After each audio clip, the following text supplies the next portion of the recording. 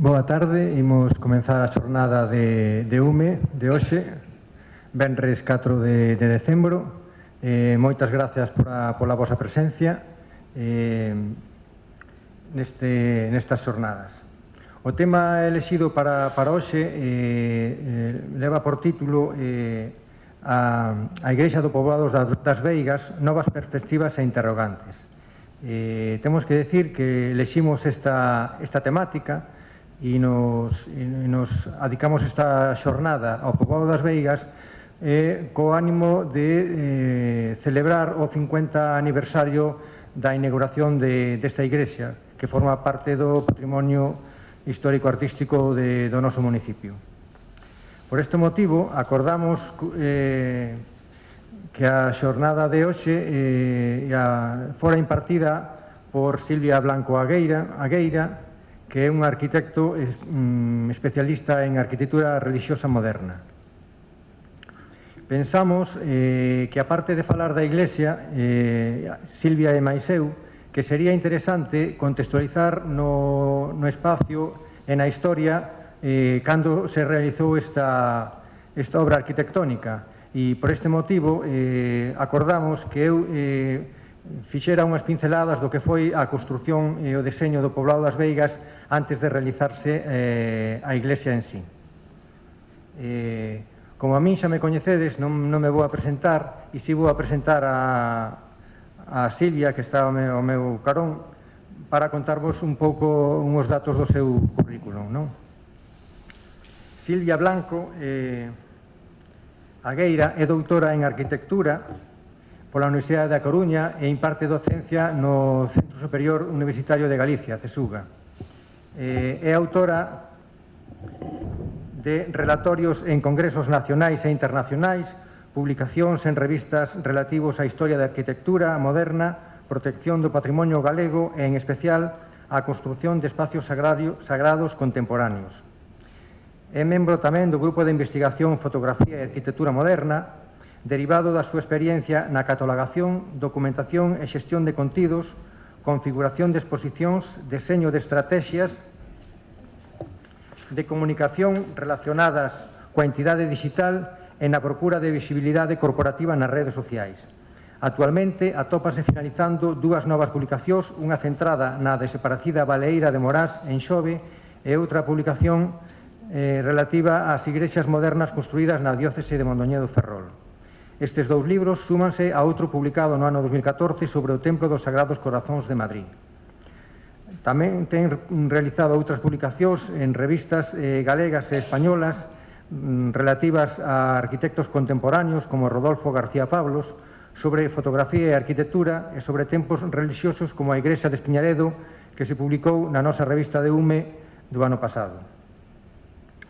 Antes de comenzar a charla,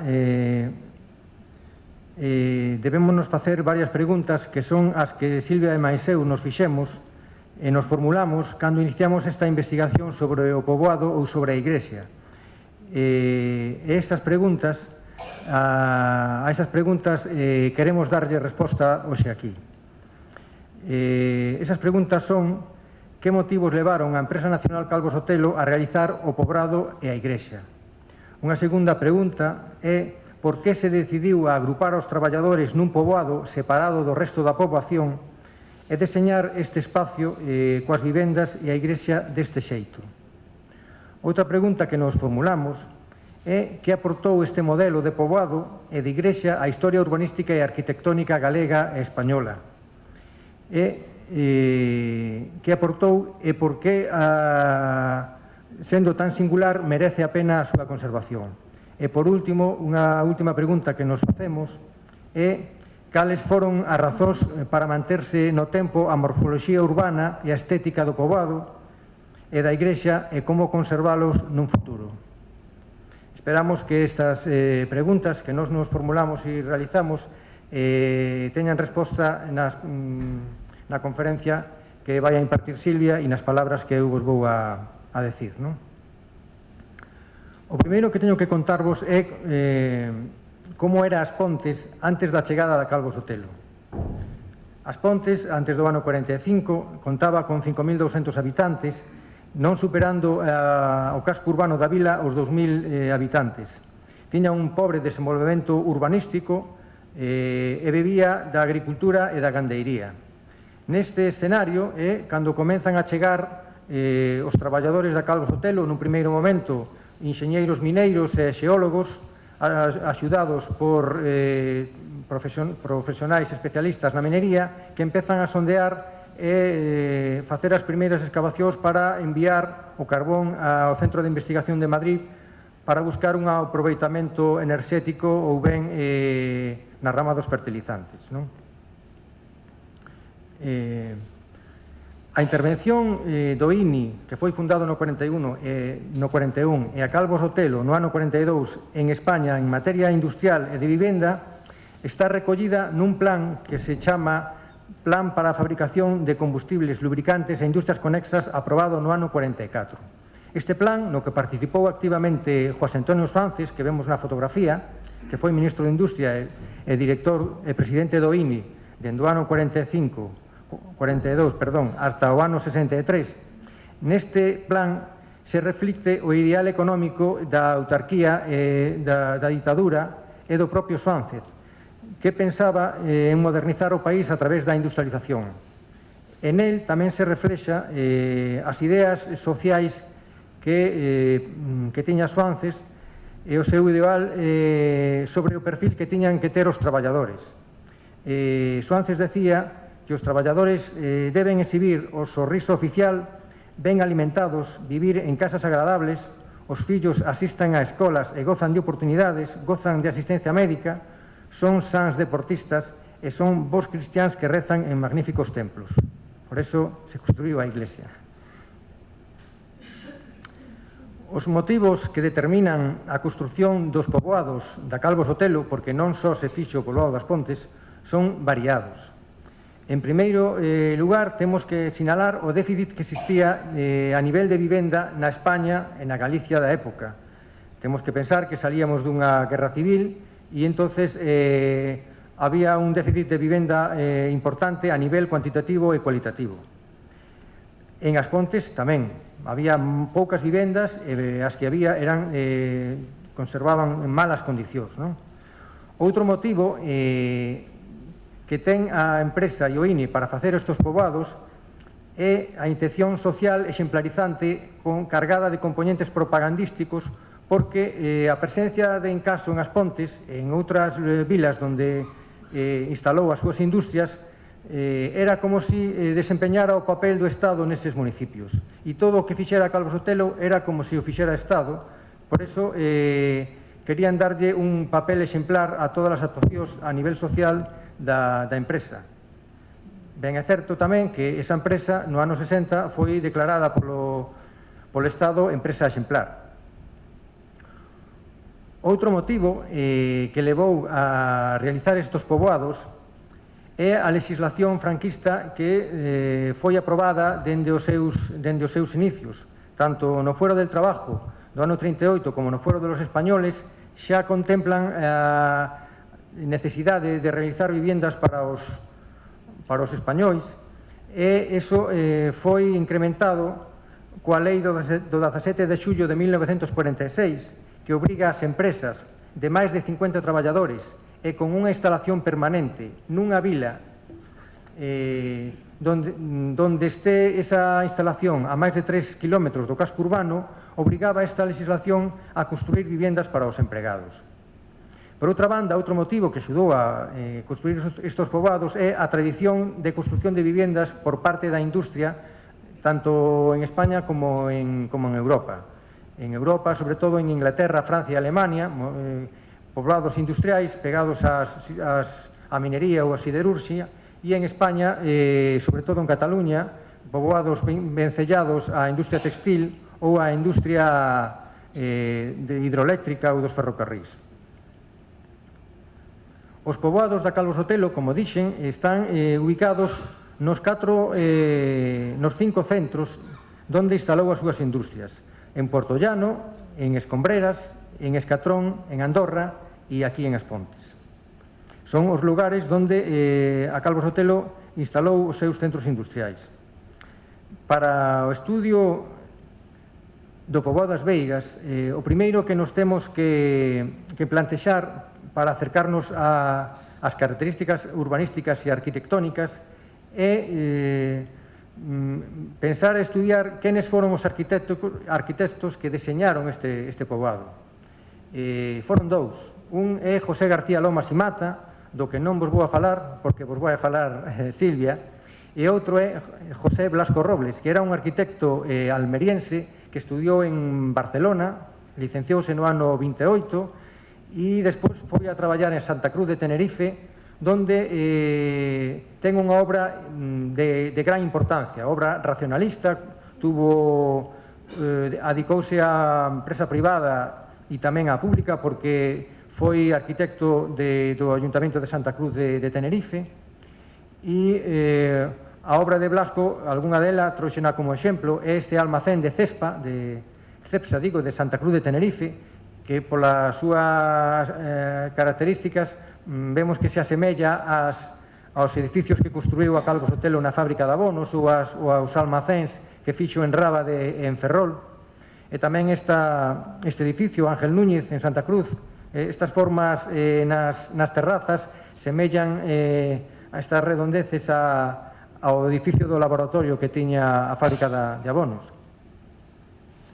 Este arquitecto, Blasco Robles e García Lomas, non só participaron no deseño do poboado, senón que participaron tamén na redacción dos proxectos dos edificios da fábrica de abonos. Estes son exemplos de edificios das oficinas xerais, do almacén, pero tamén deseñaron o taller de carpintería, o laboratorio e outros edificios na fábrica. Edificios de gran envergadura e beleza e que reflicten esa formación de preguerra dos arquitectos que ten influencias do movimento moderno. O proxecto dos arquitectos é do ano 46. Ten unha memoria, uns orzamentos e esta memoria fálanos da localización, da parcelación, da tipoloxía dos edificios, da situación das zonas verdes, das vivendas, dos edificios de servicios e das instalacións de servicios. As superficies dos edificios deseñadas para este poboado sempre foron superiores ás vivendas que propuña o Estado, as vivendas de renta limitada, que tiñan unha superficie de 58 metros cuadrados, e a Calvo Sotelo, pensando en atraer as Pontes a personal cualificado, tiña que apartarse das limitacións sinaladas para as vivendas de renta limitada, e entonces deseñou unhas vivendas de maior envergadura, de máis superficie, para poder atraer persoal a unha vila como era a Vila das Pontes. O primeiro que se plantexaron para facer o poboado e a fábrica é mercar os terreos. Para iso deseñaron un plano parcelario e un expediente de expropiación, que en moitos casos foi de expropiación forzosa, donde, aquí o podemos ver, é o plano parcelario da zona onde está instalado o poboado das Veigas. Como podemos ver, hai vivendas a carón da estrada de Raba de Ferrol. A maior parte dos veciños que vivían estas vivendas foron expropiados forzosamente e algúns construíronlles vivendas pero apartadas do poboado, porque a Calvo Sotelo non quería que se conservara ningunha vivenda tradicional dentro do poboado da Calvo Sotelo, e por iso elixiron esta localización. E elixirona tamén porque era unha localización pegada á fábrica e que era bastante plana, era bastante horizontal e exixía moi pouco movimento de terras. As vivendas do poboado das Veigas están separadas por dous eixes principais, a estrada de Raba de Ferrol e o camiño real que conducía das Pontes á Vilavella. Isto divide en tres zonas o poboado: a zona dos enxeñeiros ou de primeira categoría, ao sur da estrada de como se chama, das Pontes a Vilavella. Despois, entre a estrada o camiño real de As Pontes a Vilavella e a estrada de Raba de Ferrol, situábanse as vivendas de segunda e terceira categoría, e ao norte da estrada de Raba de Ferrol situábanse as vivendas de obreiros e de capataces e mestres. Todas, en este caso, as de obreiros separadas por unha liña transversal donde se ubicaban os edificios de servicios, a escola, o economato, a igrexa e as instalacións culturais como o lar.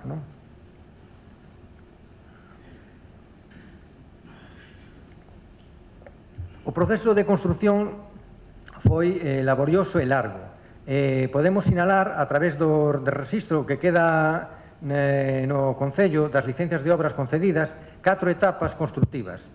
A primeira e a segunda etapa, que son do 45 ao 49 e do 50 ao 53, son as primeiras 150 vivendas que aparecían no proxecto original do poboado. A terceira etapa, do 54 ao 58, é onde se construyen 60 vivendas para os empregados da futura fábrica de abonos que se inaugurou no 59. E na última etapa, do 60 ao 62, é cando o do 58 ao 62, pero as obras empezaron no 60, corresponde con 38 vivendas de renta limitada financiadas coa axuda do Instituto Nacional de Vivenda, que se corresponde coas vivendas que están máis a carón do lago, que son mazás tipo Radburn, e son a última, digamos, obra arquitectónica residencial que realizou o poboado que realizou a empresa no poboado. Vemos aquí a tipoloxía edificatoria que tiñan as vivendas no poboado. Era singular e diversa, o sea, había varios tipos de vivenda en función das categorías. Non todas as categorías tiñan o mesmo tipo de vivenda. A mi primeira categoría tiña vivendas que oscilaban entre os 212 e os 280 metros cuadrados. A segunda e a terceira categoría, vivendas que oscilaban entre os 110 e os 216 metros cuadrados. E a cuarta e a quinta eran vivendas de 58 a 100 metros cuadrados. E tamén oscilaba a superficie das parcelas en función da categoría que tiveran os empregados na fábrica. Como vemos, é un sistema xerárquico de vivendas que traduce as parcelas e as vivendas o escalafón laboral que tiñan os empregados na fábrica. Aquí vemos fotografías das vivendas no momento da súa construción recén inauguradas. Podemos ver a vivenda do director, que é a primeira vivenda, que foi despois utilizada como residencia de estranxeiros, e outro tipo de vivendas en función das categorías, aparte da residencia albergue. Estas son as últimas vivendas realizadas no poboado, que vos dixen que son realizadas coa axuda do Instituto Nacional de Vivenda. E esta é unha fotografía aérea do poboado nos anos 50, donde podemos ver a envergadura do tecido urbano transformado pola Empresa Nacional Calvo Sotelo, que tiña en total 27 hectáreas, que comparado coa superficie do casco urbano das Pontes, pois era semellante. O sea, non tiña tanta densidade edificatoria, pero a superficie urbana era semellante ao que tiña o casco urbano das Pontes. Tamén é certo que a propia instalación da Calvo Sotelo contribuiu e axudou a que se deseñaran novas rúas cercanas ao poblado. Así, nos anos 50, empezouse a construir no barrio da Casilla ou, por exemplo, na avenida Pardo Bazán. Pero a empresa non só fixo vivendas, tamén fixo instalacións de servicios para que os empregados que vivían no poboado foran autosuficientes e non tuveran necesidade de ir á vila para nada. O primeiro que fixeron foi unha residencia albergue. Esta non é a primeira que fixeron aquí mesmo. En este solar, mercado a Guillermo Bamón de Fontao, fixose a primeira residencia de enxeñeiros e despois foi habitada polo médico da empresa, Cesario González do Peso. Pero o que si fixo no poboado é unha gran residencia para albergar aos empregados de primeira ou segunda categoría, ou ben algúns xefes de empresa que viñan a traballar a Calvo Sotelo, e construíu esta residencia para os empregados solteiros. Tamén fixo un economato e unhas escolas. Este edificio, que é o actual edificio do Conservatorio, foi construído entre o ano 47 e o 49 e nel albergábase o economato, as escolas e a capela nun dos torreóns laterais. O economato era moi necesario no momento porque había moitas e grandes necesidades alimenticias e era onde se expedía a ración. E tamén hai que decir que non foi o primeiro economato. O primeiro economato fíxose na Areosa, nun barracón militar, onde se expedían os produtos que eran racionados. Seguindo coas instalacións de servicio, tamén construíron un dispensario médico e unha vivenda con locutorio telefónico. A vivenda con dispensario médico era a última vivenda que hai antes de chegar ao conservatorio, era a 406A, creo. 401A. Era unha vivenda que foi dispensario médico, estaba a carón da estrada para así poder prestar atención médica e en caso de ter que sair a algunha urxencia da fábrica que tuvera boas comunicacións. E no ano 67 pasa a ser unha nova vivenda de empregados porque se construye o actual hospitalillo, que foi ampliado cando chegou Endesa. E a vivenda con locutorio telefónico é unha vivenda de empregado de segunda categoría ao que lle engadiron un local de 16 metros cuadrados e un hall de 2 metros cuadrados onde se instalou como se chama, o locutorio telefónico, que foi o primeiro que existiu na vila. De feito, hasta o ano 54 non existiu locutorio telefónico na vila e para realizar conferencias aos habitantes do casco urbano tiñan que desplazarse hasta a centralita telefónica da Calvo Sotelo. Outra das instalacións de servicios que construíron era para dar recreo aos seus traballadores, e así fixeron o edificio lar, a piscina e o campo de deportes. Estas foron construídas, o lar construído no ano 63 e tamén a piscina, e o campo de deportes foi construído no ano 60 e tuvo engadidos posteriores. No ano 62 fíxoselle a pista polideportiva de atletismo e con posterioridade fíxose a tribuna. Neste edificio, lar, era onde estaba ubicado o Club de Empresa, pero anteriormente estaba ubicado na planta alta do torreón central do edificio actual do conservatorio, que era onde estaba o economato e as escolas. Tamén fixo unha gran plaza pública desde onde contemplar toda a obra arquitectónica exemplar que fixo a Calvo Sotelo. Nesta plaza era onde tiñan lugar todos os acontecementos importantes do poboado. Nesta plaza se celebraban misas de campaña en varios períodos do ano, con motivo do San José Obreiro, o 1º de maio, con motivo a festa de San Xosé Artesán do 1º de maio, a festa de San Xosé Obreiro o 18 de xullo, a festa de Santa Bárbara o 4 de decembro e outras festividades religiosas que se celebraban na Praza da Vila ou desfiles que tiñan nesta praza, non? E, por último, a última instalación de servicios que fixeron foi unha planta depuradora de augas que se fixo no ano 58.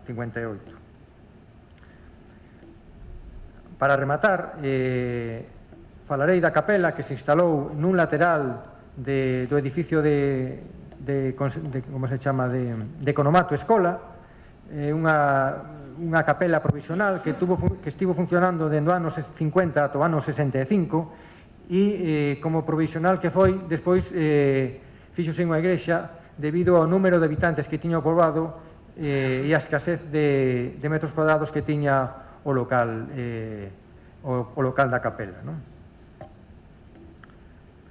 A religiosidade e a igrexa na época, sobre todo na primeira parte da ditadura franquista, nos anos 40 e 50, era moi importante. A igrexa e a religiosidade estaba integrada en todos os ámbitos da vida. Había exercicios espirituais na fábrica e había ceremonias religiosas na praza e na igrexa. E a religiosidade estaba tamén integrada nos plans de estudio, porque había rezo diario, había segregación de aulas por sexo nas escolas. Esta religiosidade tiña como objetivo moralizar a poboación e, en certa maneira, xerar certa lealdade dos traballadores hacia os seus xefes e aos directivos da fábrica.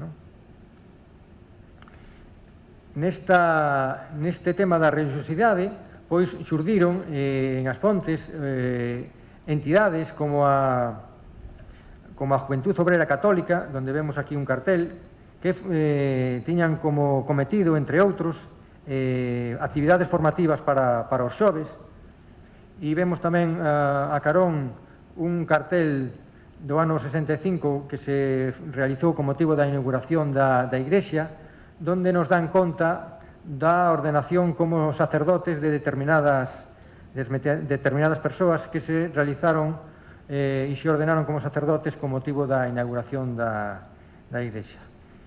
E todas estas celebracións religiosas facían necesario unha gran igrexa, e por eso a mí non me resta nada máis que decir senón darvos as gracias e deixarvos con Silvia para que vos conte que foi a igrexa da Calvo Sotelo.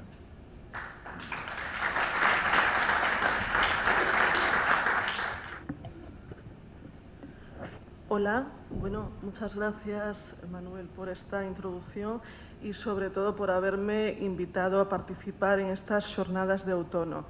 No sé si se me oye bien o si se ven bien las imágenes. Bueno, yo quería comenzar comentando que muchas veces convivimos con edificios toda nuestra vida sin saber muchas cosas de ellos. Pasamos a su lado sin apenas reparar en su presencia hasta que alguien se anima a contarnos la historia que hay detrás de ellos.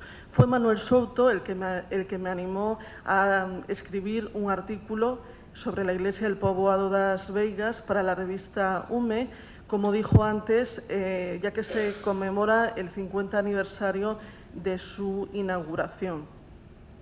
Este trabajo me supuso una investigación bastante completa, ya que no existen demasiados textos de arquitectura sobre esta iglesia. Y, por lo tanto, cuando eso sucede, a lo que hay que recurrir es siempre a los planos. Y desde los primeros planos de ordenación del poblado se puede ver que la iglesia ocupó siempre un lugar predominante. Nunca se varió esa posición, con la fachada principal orientada hacia esa vía de acceso, carretera Lugo-Ferrol, bueno, más o menos se puede definir así. De esta manera, el visitante podía contemplar ese templo según iba recorriendo, atravesando este poblado. Yo soy de Viveiro y cuando era pequeña pasaba algunas veces por As Pontes y a mí me fascinaba este poblado porque me parecía un microcosmos, es decir, sus construcciones no se parecen en nada a las que hay anteriormente ni tampoco se parecen en nada a las que veías después. Era como un escenario, como un decorado. Eso era lo que pensaba cuando ni siquiera pensaba en arquitectura. Cuando me convertí ya en arquitecta, bastantes años después, pude darme cuenta de que había algunos aspectos en el diseño urbano, en el trazado urbano de este poblado, que son típicos de aquellos arquitectos que trabajaron para la Dirección General de Regiones Devastadas, un organismo que se encargó de reconstruir después de la Guerra Civil los poblados más dañados. Ahí ya tenemos una pista de cómo era el arquitecto. Otra pista puede provenir de la observación de los planos, de los alzados. Vemos fachadas rematadas con pirámides, con bolas sobre pedestales y algún otro detalle que nos indican que esta arquitectura tradicional y que seguramente realizó sus estudios antes de la Guerra Civil. Si nos detenemos a observar la fachada principal del templo, tendremos la sensación de que esto ya lo hemos visto antes. No sé si funciona esto. No sé, bueno. Tenemos, si os fijáis en la parte de abajo, un arco de medio punto. Más arriba hay un rosetón y ya coronando una espadaña. Es decir, podríamos estar ante una fachada románica. Incluso hay datos, en detalles que son básicamente gallegos, como esa cruz de Santiago que hay en el rosetón. A ver si ahora funciona esto. La vemos aquí, ¿no? Y esa venera que hay en el tímpano, una concha de vieira con 14 estrías. Esta es una imagen de la construcción de esa portada. Según entramos en la iglesia, en ese vestíbulo previo, a mano izquierda, hay una inscripción que deja claro la autoría de esta iglesia. Pone algo así como ordenó Luis Arias, arquitecto Javier García Lomas, 6 de junio de 1965. Sobre Luis Arias, primer presidente en caso, hablaremos más adelante. Sobre el arquitecto, comentar que nació en Madrid en 1916, se tituló en 1941 y falleció en el año 2005. Fue un arquitecto que trabajó para la Dirección General de Regiones Devastadas, fue arquitecto conservador del Santuario de Covadonga y también trabajó en la oficina técnica de Encaso de la empresa nacional Calvo Sotelo. Después de 20 años de trabajo en esa empresa, le regalaron un reloj. Eso quiere decir que estamos ante un arquitecto de empresa, no ante un arquitecto de los estrella que solían salpicar las páginas de las revistas de arquitectura de la época. Por esa razón, en esas revistas no encontramos ninguna fotografía suya, ni tampoco hay referencia a que ganase ningún premio importante. Y es extraño porque era familiar de un político destacado. Era hermano de Miguel Ángel García Lomas, que fue director general de Arquitectura y fue el último alcalde de Madrid designado por Franco. Como García Lomas falleció en el año 2005, fue necesario ponerse en contacto con la familia para conocer algunos datos más de este arquitecto. Y gracias a su viuda he podido saber algunas cosas curiosas, como que esta iglesia fue la única iglesia de nueva planta construida por su marido en toda su trayectoria profesional, que esta iglesia tiene algunos detalles novedosos y que las campanas tienen nombre, esas 3 campanas. Lo de dar nombre a las campanas, de bautizarlas, proviene ya del siglo X, se realizaba con un ritual específico, se lavan con agua bendita, se ungen con óleos y se colocaban debajo un incienso humeante, de manera que al sonar las campanas, al tocar las campanas, esos elementos expulsasen al aire los demonios, protegiesen de las tormentas y llamasen a los fieles a la oración. Podemos recordar perfectamente o podemos saber que la campana mayor de la Catedral de Mondoñedo se llama la Paula, que en Santiago tenemos la Berenguela y en Aspontes, en la Iglesia del Poblado, las campanas se llaman Paz, Gloria y Concepción. Este último nombre coincidía con el de la viuda del arquitecto, Concepción Hurtado de Mendoza, y esta mujer de 97 años recuerda este detalle después de tanto tiempo. La construcción de esta iglesia se desarrolló al mismo tiempo que el Concilio Vaticano II, entre 1962 y 1965. Ese fue un concilio ecuménico que pretendía adaptar la iglesia a los nuevos tiempos. Esto supuso seguramente un dilema para el arquitecto, que no sabría si construir esta iglesia siguiendo las nuevas corrientes litúrgicas que procedían de Centro Europa o hacer la iglesia como se habían hecho siempre. Al final tiró por el camino del medio y hay algunas cosas novedosas y hay otras cosas tradicionales. Entre las novedosas destaca la planta poligonal. Es una planta formada a partir de un hexágono al que se le añaden 2 capillas laterales. La de la izquierda es la de Santa Bárbara, precisamente hoy es día de Santa Bárbara, la de la derecha dedicada a San José. A eso se le añade un vestíbulo previo de entrada, un pórtico, y después tenemos el presbiterio y otras dependencias anexas. Al final lo que tenemos es una planta en forma de campana. En el estrechamiento de esa campana se coloca el presbiterio. En el presbiterio hay una plataforma más elevada sobre la que se coloca el altar, que vemos ahora marcado de rojo. Bueno, espero que se vea. Y esta es otra de las novedades de esta iglesia. El altar no se coloca pegado a ninguna pared, por lo tanto, las celebraciones se podían realizar cara al pueblo, lo que era una novedad para el momento. Eso obligaba a desplazar el sagrario a un lateral.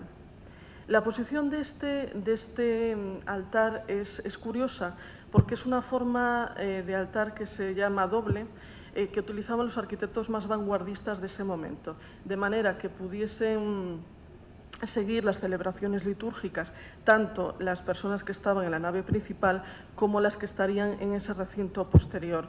Esos recintos solían denominarse capillas sacramentales, en ellas se colocaba el sagrario y también servían para las misas de diario. Eso explicaría por qué hay un acceso directo en esta iglesia a ese recinto desde el exterior y por qué justo antes estaría colocado el baptisterio, es decir, el recinto donde está la pila bautismal. Si entendemos el bautismo como el primer sacramento para incorporarnos a la comunidad de fieles, pues de esta manera podríamos incorporarnos a los dos recintos porque tiene acceso a los dos lados. Se supone que el arquitecto, viendo el plano, que el arquitecto quiso introducir ahí una novedad, pero no la llegó a desarrollar de todo, aunque hay otro dato curioso, que es que la iluminación de ese recinto que hay en la parte posterior es exactamente el mismo que en la nave principal, un lucernario en la parte de arriba y luego unas vidrieras en la parte superior de los paramentos. No sabemos lo que pasó para que esto no se llegase a concretar. Y al mismo tiempo que había esas innovaciones, el arquitecto seguía muy aferrado a su formación clásica, con el empleo de la simetría, es decir, de repetir lo mismo a la derecha que a la izquierda y de tapar hacia el interior, ocultar esa estructura original de la iglesia con un falso techo de madera, de manera que lo que vemos desde el interior es esto, un falso techo de madera con esa vidriera representando el Espíritu Santo, que corresponde al lucernario que vimos antes, al hueco del lucernario que había antes. Estas vidrieras son de muy buena calidad, están muy bien ejecutadas. Incluso en algunas se emplea la técnica de la grisalla. La grisalla es como un óxido que se aplica por una de las superficies de los vidrios antes de cocerlos para que así dé más sensación de relieve. Desde el interior la cubierta parece que flota en esta iglesia, debido a la presencia de una franja de vidrieras justo debajo del arranque de la cubierta. Vidrieras que representan escenas de los misterios del Rosario. No se conoce el autor de estas vidrieras, ni de las figurativas ni de las abstractas. Me puso en contacto con el responsable de la causa Maumechan, que era la firma vidriera más importante que había en ese momento, y él me ha confirmado que estas vidrieras no son de su autoría. Tampoco Mario Azpilicueta, que es un vidriero con un taller en la zona de Carballo y que restauró alguna de estas vidrieras, me pudo confirmar nada más. Él tampoco encontró ninguna firma en las vidrieras y es extraño. Esta es una de las vidrieras abstractas que hay en el presbiterio, que dan luz al altar. La persona que más se ha acercado al autor es Marisol Peña, que es la esposa de Antonio Roviralta Navarro, que era el jefe del servicio de obras de Encaso. Luego este hombre creo que fue director del complejo industrial y también director de Enfersa antes de trasladarse a Madrid. Y esta mujer recuerda haber asistido en Madrid a la inauguración de una exposición de un pintor y en el currículum de ese pintor aparecía que era el autor de estas vidrieras. No recuerda el nombre. Es una señora ya mayor, no recuerda el nombre, solo recuerda que era un pintor italiano. Y esto es lo máximo a lo que he llegado. Antonio Roviralta Navarro, su marido, fue el encargado de la construcción de la iglesia, de controlar el proceso de ejecución. Este hombre casi centenario en la actualidad recuerda la buena comunicación que había con el arquitecto. Dice Antonio Roviralta: no había lucha entre el artesano y el artista. El artesano era él, el constructor, y el artista era el arquitecto. Yo no intervine en los lucernarios, ni en las vidrieras, ni en los bancos, que tuvo el detalle de diseñar el arquitecto. Unos bancos preciosos, distintos, era un artista. Roviralta sí intervino en la compra de los objetos litúrgicos del interior de la iglesia y además alteró la fachada posterior. Esto fue un detalle suyo que a lo mejor mucha gente no sabe. En la fachada posterior de la iglesia le pidió a los operarios que colocaran las piezas de granito del revestimiento exterior formando una especie de damero. No sé si se ve en la imagen. Para intentar dar un poco de juego, de sombras a ese paredón tan duro, tan mazacote que había ahí. Ese fue, digamos, el único detalle que introdujo en la obra él. En todo lo demás hizo caso al arquitecto, incluso en aquellas cosas que él no llegó a comprender. Una de estas cosas fue que el arquitecto se empeñó en traer 2 capiteles desde Gijón y colocarlos en la iglesia. Así que Roviralta tuvo que encontrar un acomodo para esos 2 capiteles, aunque no entendía el significado de ellos. Yo voy a intentar explicarlo hoy aquí. Esos 2 capiteles eran pruebas de los capiteles que se habían colocado en la Universidad Laboral de Gijón, también conocida como la Universidad de los Pobres, una de las grandes construcciones del franquismo. Aquí vemos el patio rectangular y la iglesia. Veo mucha gente joven aquí en las primeras filas y a lo mejor os suena este edificio porque sale en películas. No sé si, creo recordar en Mortadelo y Filemón y en Fuga de Cerebros. No sé si os suena. Aparece este edificio. El autor fue Luis Moya Blanco, que fue un catedrático de arquitectura y profesor de los más importantes arquitectos españoles de la segunda mitad del siglo XX. Este arquitecto no estaba de acuerdo con los principios del movimiento moderno, porque consideraba que los edificios resultantes se parecían más bien a fábricas, a cajones, y este arquitecto quería construir edificios eternos.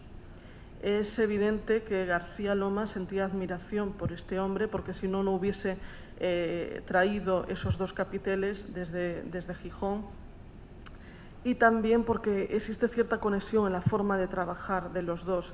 En la iglesia del Poblado, García Lomas construyó un edificio severo, pesado, que aguanta bien el paso del tiempo, a diferencia de otros como la iglesia de Espiñaredo, que citábamos antes, que es más vanguardista, más moderna, también más reciente y que pasa mucho más desapercibida. A la izquierda vemos el capitel, uno de los capiteles que se trajeron para Aspontes, y a la derecha uno de los capiteles que hay en la Universidad Laboral de Gijón. Son capiteles compuestos de jónico y corintio. Vemos a la izquierda que se trata de una prueba del capitel definitivo porque las volutas son más esquemáticas y además está el símbolo del yugo y las flechas en medio de las hojas de acanto en cada una de las caras. Estos son los 2 capiteles que se trajeron para Aspontes, capiteles que siguen hoy en día delante de la iglesia. Aquí los tenemos. Funcionan como maceteros y, eso sí, se han retirado los símbolos que identifican al franquismo y a sus edificios más representativos. Estos pequeños detalles nos sirven para entender mejor el mundo personal del arquitecto y sus ideas. Son como un mapa biográfico del arquitecto. Antonio Roviralta también fue el encargado de visitar al escultor Enrique Pérez Comendador en Madrid con una comisión para encargarle la escultura de la Virgen de la Luz que iba a presidir el templo. Sabemos esto porque Comendador lo dejó escrito en una carta a su mujer. Se carteaba con su mujer habitualmente cuando ella estaba fuera de Madrid. Y gracias a esas cartas también sabemos que no dio terminado el encargo a tiempo. Así que en la inauguración de la iglesia fue un Cristo el que presidió el templo. Creo que ese Cristo está actualmente en la capilla del cementerio das Campeiras. El escultor no presentó la imagen hasta 5 o 6 meses después de la inauguración de la iglesia y lo hizo en la sede madrileña del INI, del Instituto Nacional de Industria. Esta es una imagen de ese evento porque fue recogida en la prensa. Es una imagen del famoso fotógrafo Santos Lluvero. Es una talla de más de 2,50 de altura, policromada. Representa a la Virgen de la Luz. La Virgen de la Luz es la patrona de los empleados del gas y de la electricidad, aunque todo parece indicar que la decisión de elegir esta advocación para la Iglesia del Poblado derivó del propio Luis Arias, el del presidente de Encaso, porque el nombre Luz coincidía con el de su esposa y así le hacía un pequeño homenaje. Gracias a Antonio Durán, que es que fue el director del laboratorio de Encaso, podemos tener estas imágenes donde se aprecia la Virgen colocada en su retablo original, un retablo que por lo visto fue realizado por el artista santiagués José Aldrey Lázara, que también sería el encargado de realizar esos rayos metálicos que surgen detrás de ella. Por lo visto, el comendador no estuvo muy de acuerdo con esos rayos y pidió retirarlos porque creía que restaba efectividad al volumen. Y la verdad es que la iconografía de la Virgen es perfectamente reconocible.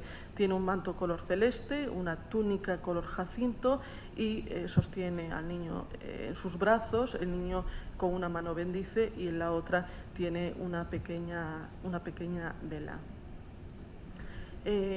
Muchas más personas me han comentado que para el rostro de esta Virgen el escultor se inspiró o tomó como modelo a su esposa, a Magdalena Leroux, una pintora francesa. Por esas fechas, Magdalena Leroux tendría unos 60 años, así que de ser cierto esto, pues el escultor tuvo que tomar como referencia alguna imagen de su juventud, como la que hay al lado, que ha sido cedida por el Museo Pérez Comendador de Hervás, en Cáceres, el lugar de nacimiento del escultor. Yo la dejo ahí para que ustedes puedan comprobar el posible parecido o no. De la talla de la Virgen de la Luz hay una copia en el Museo Nacional de Escultura en Valladolid y está en proceso de traslado hacia este museo de Hervás, donde se va a exponer junto con otras obras de imaginería de este autor. En las cartas que el comendador enviaba a su mujer hay referencia a que quería realizar 2 bocetos de la Virgen. Si existe esa versión previa a la definitiva, tendría que ser esta que vemos en la imagen y que también se encuentra en ese Museo Pérez Comendador de Hervás. Es un poco diferente a la definitiva porque tiene al niño, la Virgen tiene al niño sobre el hombro izquierdo y los ropajes de la Virgen tienen más movimiento. Es posible que sea esta la versión previa a la definitiva porque no está datada, porque no se sabe quién la encargó, porque aparece en el catálogo justo antes de la Virgen del Poblado y porque las facciones del niño son muy similares a las de la talla que está en la iglesia de Nuestra Señora de la Luz. Sea como fuere, Aspontes puede presumir de tener la talla de un escultor de primera línea. Luis Arias, el presidente de Encaso, no debió de poner reparos presupuestarios en este sentido. Luis Arias fue, como dije, el primer presidente de Encaso, fue también jefe de la maestranza aérea de Cuatro Vientos en Madrid, era extremeño, aficionado a la fotografía. Su familia no entiende el apego que sentía por Aspontes, donde pasaba sus veranos. Menos aún entiende la decisión de enterrarse en esta iglesia. Sus restos mortales fueron trasladados desde el cementerio madrileño de la Almudena a finales de 1965 y depositados en la capilla de Santa Bárbara que veíamos antes. Se realizó una ceremonia en un lluvioso día de noviembre a la que acudieron numerosas personalidades del INI. Antes de ese evento, la iglesia ya había sido inaugurada en junio de 1965, coincidiendo con la celebración del 6º Congreso Eucarístico Comarcal. Digo inaugurada porque no se llegó a consagrar, según Antonio Roviralta, por su culpa. Dice este hombre, cuando la terminé, se refiere a la iglesia, había que hacer la ceremonia, pero duraba un día entero. Como tenía una relación cordial con el obispo de Mondoñedo Ferrol, Jacinto Argalla, le dije, pues mira, bórrame. Si yo no me apuntaba, no había ceremonia y yo no le había tomado cariño a aquella iglesia. Era hija de padres desconocidos, un monumento muy bonito, pero sin utilidad clara. No era propiedad de la diócesis, estaba en tierra de nadie. En estas pocas líneas vemos una anécdota del pasado y también los interrogantes que plantea sobre el futuro. Una problemática que no es muy diferente de lo que sucede en otras diócesis europeas, preocupadas por el cierre al culto de muchas iglesias, por el elevado mantenimiento, coste de mantenimiento y por la menor afluencia de asistentes a las celebraciones litúrgicas. ¿Cómo se enfrentan estas diócesis a este problema? Pues he puesto aquí algunas imágenes para verlo. Esta es una iglesia de una ciudad de la región de Brandenburgo, en Alemania, que ahora alberga la biblioteca municipal, en ese volumen anexo que vemos ahí de madera. Como el resto de la iglesia está intacto, se pueden realizar también celebraciones de carácter litúrgico puntual. Esta es otra imagen de la iglesia hacia el altar, donde incluso podemos ver a la derecha que hay exposiciones puntuales. En Alemania la demolición de iglesias no se contempla. Se considera que estos edificios son generalmente los más representativos y más interesantes arquitectónicamente de las ciudades y pueblos y también con los que la gente más se identifica con respecto a otros. Entonces se intenta buscar antes del proceso de desacralización algún tipo de uso que sea compatible con aspectos profanos y también con aspectos sagrados.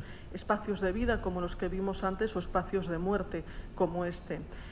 Cada vez más iglesias albergan en su interior columbarios para las urnas de las cenizas de los difuntos. Esta es una iglesia católica en Aquisgrán, pero hay muchísimos más ejemplos de este tipo. Esto puede parecer revolucionario, pero en realidad son solo un ejemplo de los múltiples de renovaciones de espacios sacros que se están produciendo en toda Europa. Más habitual aún es el cambio total de uso derivado de la venta de estos edificios a empresas privadas. Muchas iglesias se están convirtiendo en bancos, en supermercados, en oficinas o también en librerías, como esta ubicada en Maastricht, en los Países Bajos. Incluso algunas de estas iglesias se convierten en locales de ocio, en teatros, en cines, en restaurantes. En esta iglesia, ubicada en Alemania, los sofás han tomado la zona del ábside y donde antes se ubicaba el coro, ahora se sirven cócteles. En los Países Bajos, algunas de estas iglesias se han rehabilitado como viviendas. Bajo mi punto de vista, habría que evitar que en algunas de estas renovaciones de uso el edificio original se convirtiese en un simple decorado, un simple esqueleto al que ir añadiendo nuevos programas a cada cual más llamativo. Frente a esto, hay otras realizaciones que me parecen más interesantes, como la de esta iglesia victoriana en Londres. Estaba desacralizada e iba a ser demolida. Se hizo una recogida de fondos y se ha abierto de nuevo en el año 2008.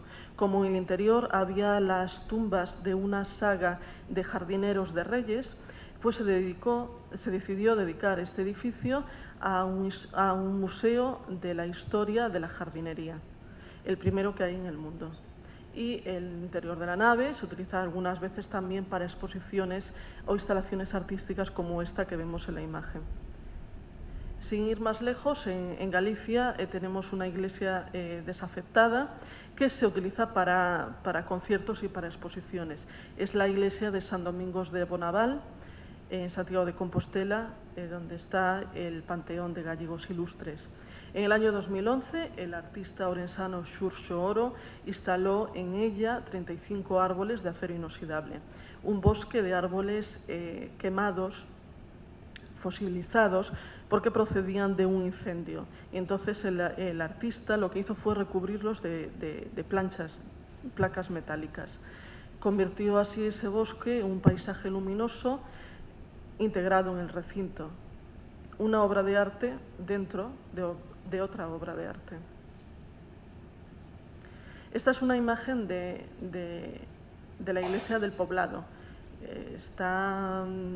Ahí se ve cómo está tocando la banda municipal de música de A Coruña, y demuestra lo útiles que son las iglesias modernas con esos amplios espacios diáfanos sin obstáculos visuales. Esta imagen me la facilitó Marisol Souto y aprovecho para dar las gracias tanto a ella como a su hermano por haberme facilitado un montón de documentación para realizar el artículo de la revista UME.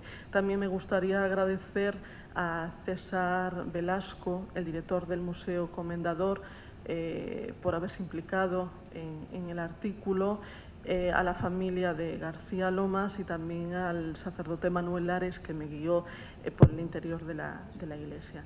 Para finalizar, quería comentar que esta iglesia del Poboado das Veigas es una pieza importante del patrimonio arquitectónico de As Pontes.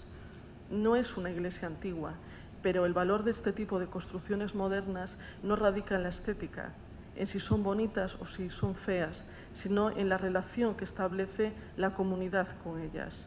Lo importante es que son fuentes documentales vivas para generaciones posteriores y además pueden albergar nuevos usos, como hemos visto.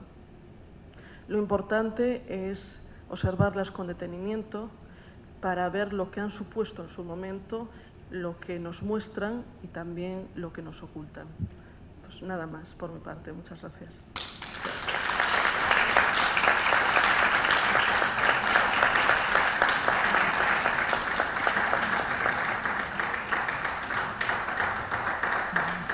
Bueno, gracias Silvia por la espectacular conferencia. Creo que vai a despertar moitas preocupacións e interrogantes, como ven no artigo, pero creo que así se investiga e así se imparten as conferencias. Me gustaría abrir un turno de preguntas. Creo que puideron quedar moitos interrogantes e o futuro da Igrexa do Poboado das Veigas, imagino que cada un ten na súa cabeza un uso e por ese motivo abrimos un turno de preguntas para que a xente nos las poida realizar, tanto a Silvia como a mí. Rivas fue un famoso imaginero. Muchas de sus obras se pueden contemplar en la Semana Santa vivariense. Y es un placer poder armar la construcción de la historia de la Iglesia a partir de este tipo de aportaciones, ¿no? Yo estoy muy agradecida a toda la gente que me ha ayudado a realizar el artículo, porque de esta manera evitamos que un fragmento de la historia de As Pontes quede en el olvido, se difumine. Yo una anécdota que conozco, que no sé si es cierta, es que cuando se decidió traer los restos de Luis Arias desde Madrid a As Pontes, hubo que crear el lugar del enterramiento y una vez terminado esa construcción en el suelo, ¿no? Alguien perforó ese foso donde se iban a depositar los restos sin tener en cuenta la altura del nivel freático, con lo cual yo me imagino que ese nicho tiene que estar lleno de agua y Luis Arias flotando en su interior. No sé cómo estará esa circunstancia, no sé si esto será cierto o no. Si alguien lo puede concretar, pues creo que sería interesante. Muchas gracias. De todas maneras. Yo recuerdo una anécdota que me contó también a mí Roviralta, relativa al traslado de los restos de Luis Arias. Me comentó que el día anterior al enterramiento de los restos, pues venía en un coche de Madrid.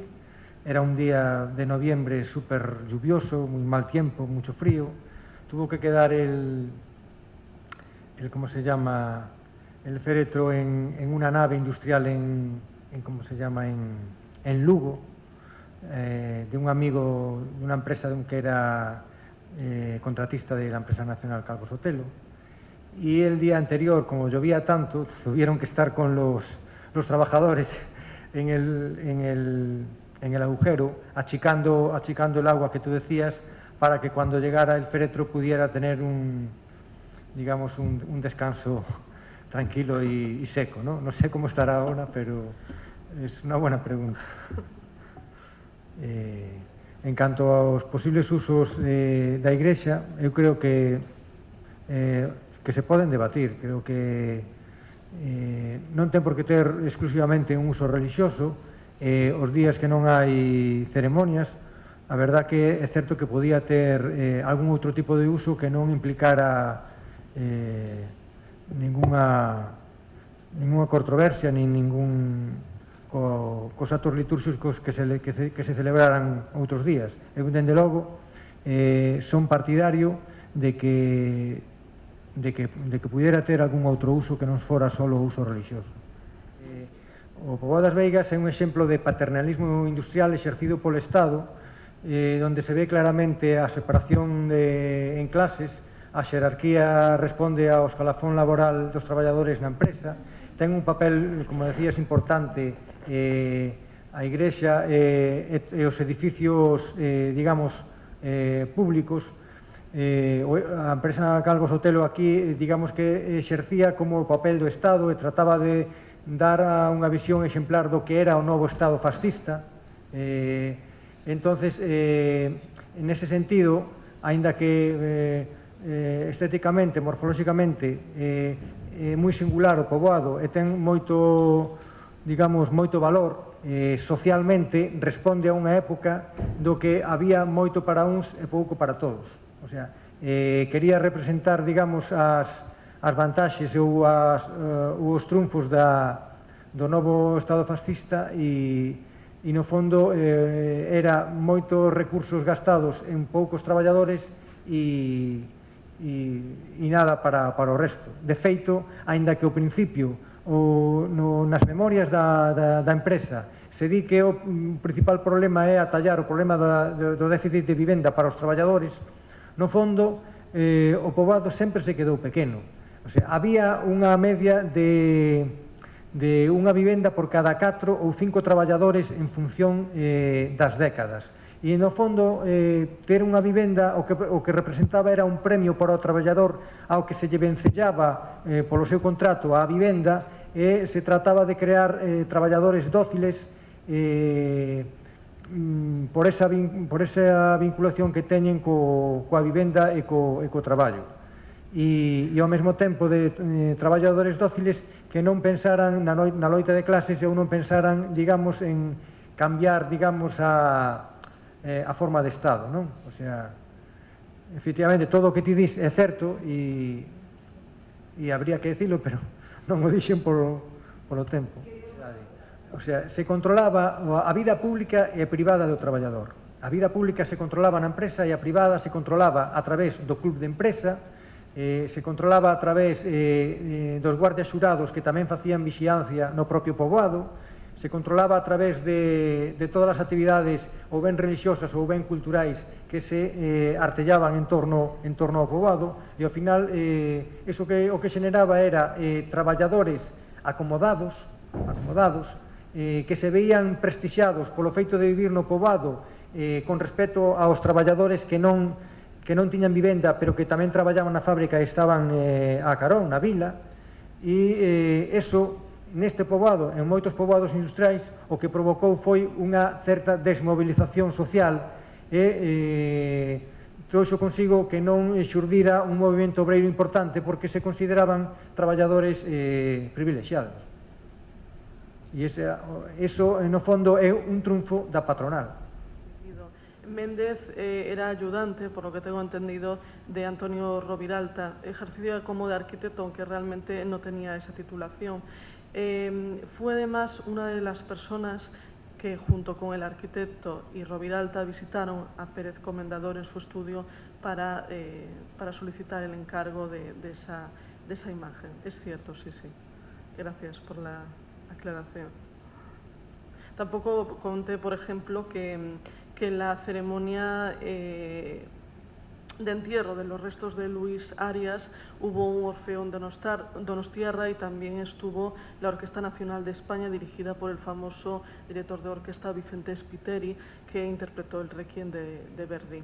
O sea, son muchísimos los datos. Yo los animo a que lean el artículo de la revista UME, ahí aparecerán más y seguramente quedarán más en el tintero porque esto da para muchísimo más. Pensemos que eloxiar a arquitectura desta igrexa e do propio poboado vai a contribuir á súa conservación, porque todos sabemos que o que se está facendo no poboado e é necesario cumprir a normativa urbanística, que o propio Concello exerza as facultades en disciplina urbanística e que os propietarios respeten a morfoloxía global do poboado e a estética, porque se este poboado está así como está agora, entre outras cousas, é porque os seus habitantes, os seus inquilinos, non eran propietarios das vivendas. Iso conlevaba que apenas se fixeran obras por parte dos propietarios, solo as facía a empresa e durante moitos anos as obras non desdibuixaron o proxecto orixinal do poboado.